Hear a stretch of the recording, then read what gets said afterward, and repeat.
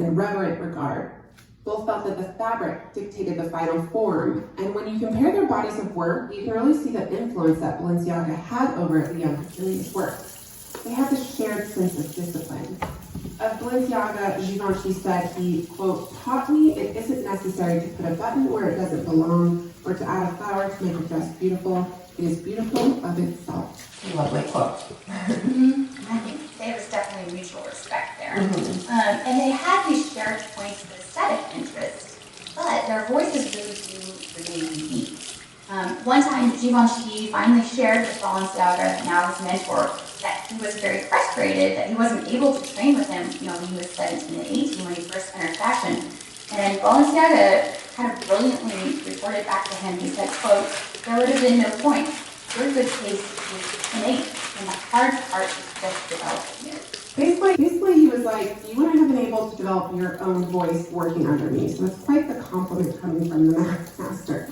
There is this genuine appreciation and respect shared between the two of them. And Balenciaga even sent some of his best seamstresses to work for Givenchy.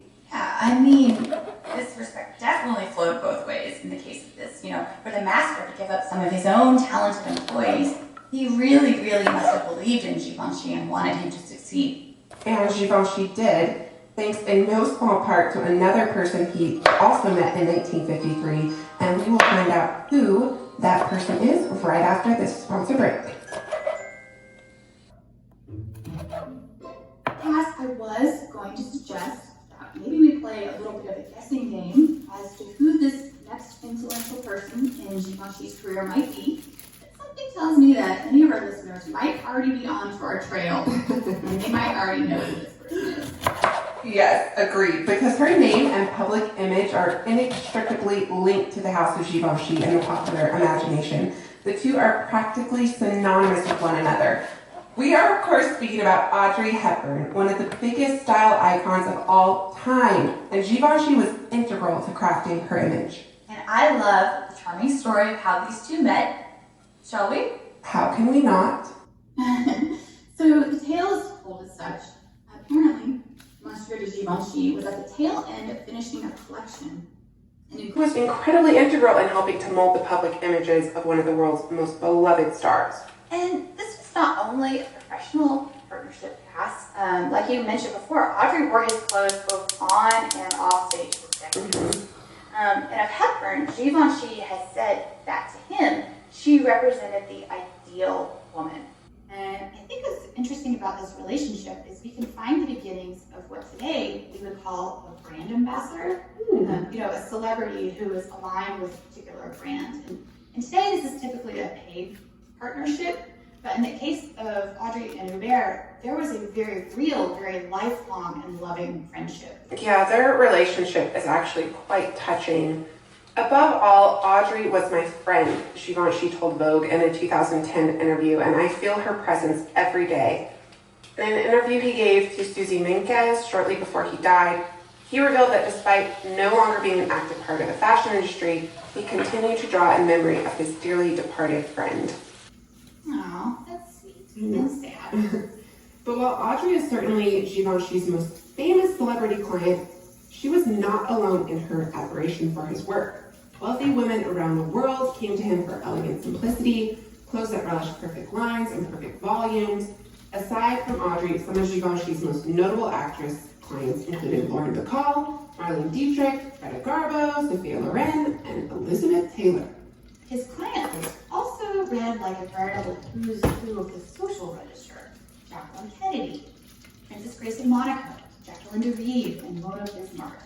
And Cass, did you know that when Duke of Windsor passed away in 1972, he actually created a black overcoat for the Duchess of Windsor to wear overnight? That's no small feat when you consider how much hand craftsmanship goes into the making of both of her garments. Yeah, no, not at all. So, some of you may know the Duchess of Windsor as Wallace Simpson. She was certainly one of his best customers, and her husband once asked Givenchy point blank why his designs cost so much, to which Wallace interjected and replied, "Do you think the price is so high for all the joy and pleasure I give you, with all the lovely dresses Hubert has designed for me?" Apparently that shut him right up. And, well, the best dressed women in the world draped themselves in Givenchy's couture design, he had not yet given up his dream for a ready-to-wear line. In 1956, he finally had the capital to use it properly, and the Givenchy Université line was born. And it was a line of dresses, coats, suits, and some separates. And the pieces retailed at the time for anywhere between $100 and $300, which would be about $1,000 to $2,800 today. So no small price, but the market was finally ready for this. In the US alone, approximately 30 department stores and boutiques all snatched up his ready-to-wear line. And in the midst of the 1960s youth quick revolution, when young British designers stole the spotlight from the Parisian haute couture for the first time in fashion history, Givenchy stayed relevant. He launched another ready-to-wear line in 1968, Givenchy Nouvelle Boutique, aimed at a more youthful market. And in 1969, he launched his ready-to-wear menswear line, Givenchy Gentleman. Quote, I am of tradition, but that doesn't mean I have an old outlook on life, he told Women Wear Daily in 1978. You see a goddess, image of that lady, he says, slowly raising his hands as if to friend the memory. You'd be thinking of a large private ballroom with her in it. And then he shrugged, now you're more inspired by what you see on the street. And speaking of inspiration, in November of 1973, Hubert de Givenchy joined his fellow French designers Saint Laurent, Emmanuel Ungaro, Pierre Cardin, and Christian Dior for an epic fashion event that was held at the Palace of Versailles. Now known locally as the Battle of Versailles, formerly the occasion was called the Grand Divertissement at Versailles, and it was a charity event organized to raise much-needed funds to restore the Palace of Versailles, which had fallen into a bit of disrepair at the time in the 1970s. And this evening was staged as a showcase presentation of the work of the five aforementioned French brigade, and also the American fashion designers Halston, Oscar de la Renta, Bill Blass, Stephen Burrows, and Anne Klein. But let's just say that the evening turned out revelatory for all. A fashion face-off that was never intended to be.